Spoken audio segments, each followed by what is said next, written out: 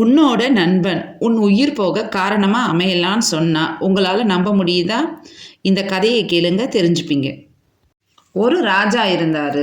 அவர் ஒரு குரங்கை வளர்த்துட்டு வந்தார். அந்த குரங்கு மேலே அவருக்கு மிகவும் நம்பிக்கை.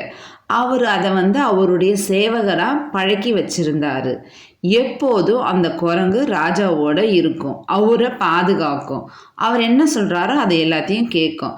ஆனால் அங்கே ஒரு பிரச்சனை. அந்த குரங்கு நம்பிக்கைக்குரியதாக இருந்தாலும் அதுக்கு அறிவு கிடையாது. ஒரு நாள் அரண்மனையில் ராஜா தூங்கிட்டு இருந்தார். அப்போ அங்கே ஒரு ஈ வந்துச்சு. அது அங்கேயும் இங்கேயும் பறந்துட்டு இருந்தது.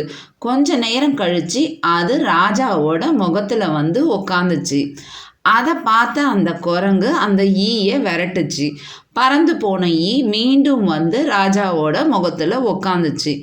இப்படியா ரெண்டு பேரும் மாற்றி மாற்றி தொறுத்துறதும் அந்த ஈ திரும்ப முகத்தில் உட்காரதுமா கொஞ்சம் நேரம் கடந்துச்சு. குரங்கு இறுதியாக ஒரு முடிவை எடுக்குது. அந்த ஈயை எப்படியாவது சாக அடிக்கணும்னு. ராஜா தூங்கிட்டு இருந்தாரு. குரங்கு ஈயை அடிக்க முயற்சி செய்யுது. இந்த ஈயை முழுசா முடிக்கணும் அப்படின்னு நினைக்குது. ஆனா அந்த ஈயை அதால அடிக்க முடியல. அது இறுதியா ஒரு முடிவெடுக்குது. ஒரு கத்தியை எடுத்துட்டு போயிட்டு ஈயை தாக்கணும்னு. அதே மாதிரி அது கத்தியை எடுத்துட்டு போயிட்டு ஈயை தாக்குது. ஒரு பெரிய தவறு ஒன்று நடக்குது. ஈ பறந்து போயிடுச்சு. ஆனால் குரங்கோட கத்தி நேராக ராஜாவை குத்துது. ராஜா அங்கேயே இறந்து விடுகிறார். நம்மில் பல பேர் நல்லவன், நம்பிக்கைக்குரியவன், துரோகம் செய்ய மாட்டான் என நம்பி சிலரை உயிர் நண்பர்களாக வச்சுருப்போம்.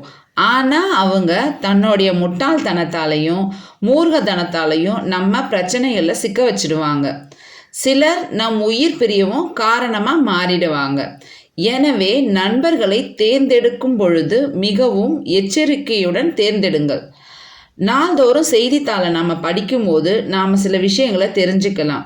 சில சின்ன சின்ன விஷயங்களுக்கெல்லாம் பிரச்சனை பண்ணுவாங்க. அந்த பிரச்சனைகள் கோஷ்டி சண்டையாக மாறும். இந்த மாதிரியான கோஷ்டி சண்டைகள் தான் பின்னால் கொலை வரைக்கும் கொண்டுட்டு போய் விடும். இதைத்தான் நாம் செய்தியாக தினமும் பார்க்குறோம். அறிவு இல்லாத நம்பிக்கை ஆபத்தானது.